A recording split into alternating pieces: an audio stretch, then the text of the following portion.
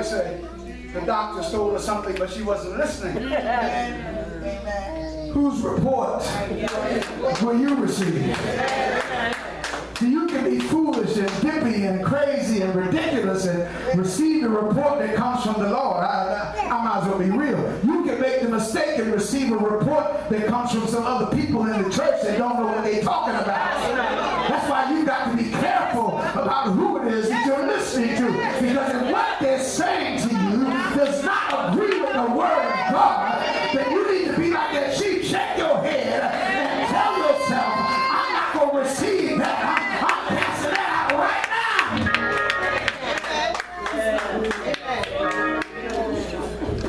now. I keep trying to help us understand title, position, length of time in the church.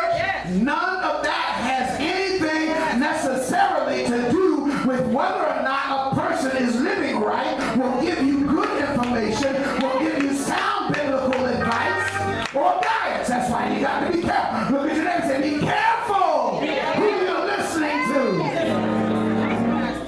Amen. I am not on an ego trip.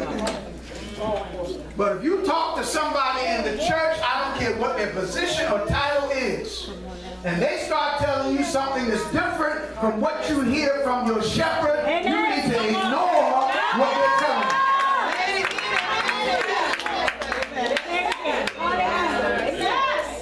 Now here's the rub for some of us. But see, some of us don't believe that the pastor has the ear of God and that God is speaking through the pastor to us. Amen. And if that's how you feel, then in reality, you don't even belong here.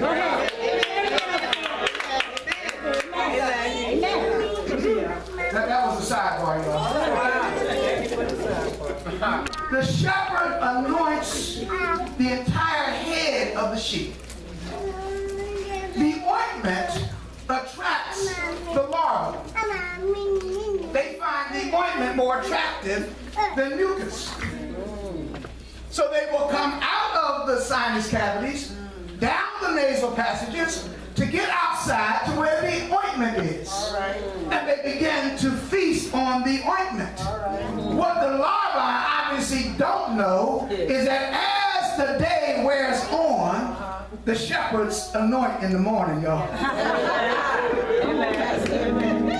can't say what that was right now. But as the day wears on, the ointment begins to dry out and dry up.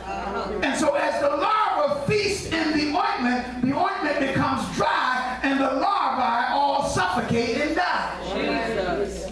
And now you got to catch this for real. The shepherd has to come and scrape the dried ointment off the sheep. But he does it carefully into a bucket or a pail, because he does not want the ointment with the larvae in it to go on the ground.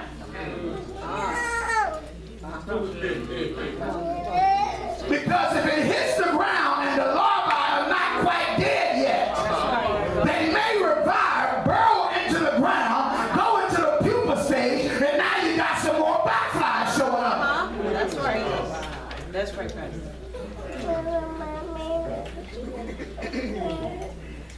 He anoints my head with oil. My cup runneth over. Jesus. Yes. Look at your neighbor. Say, neighbor. Why does he anoint your head? Look at the clause before the B clause. In the A clause, it says, he prepares a table before me in the presence of my enemies. Yes. Come on. Yeah. So I don't have to stay away from my enemies.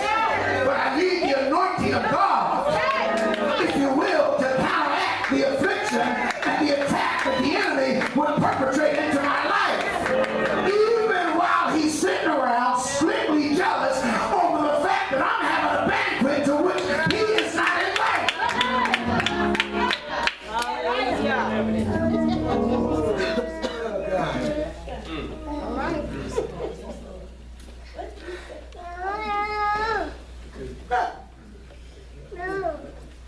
I told you, God's prophecy is being fulfilled right in front of our faces. Amen. Too many of us have been afflicted by the eggs of devilish botflies that develop into larvae in our lives. We fail to realize what the larvae does. I just want to look at a few quick. There is one larvae that brings hecticness to your life. Look at your neighbor and say, watch for that invasion. Watch for that invasion.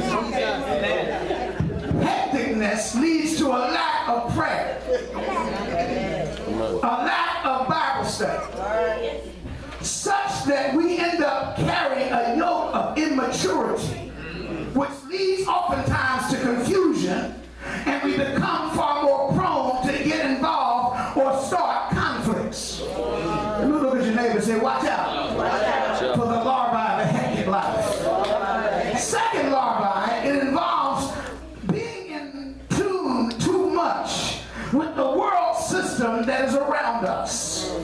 This infection leads to compromising when we become agreeable with sin.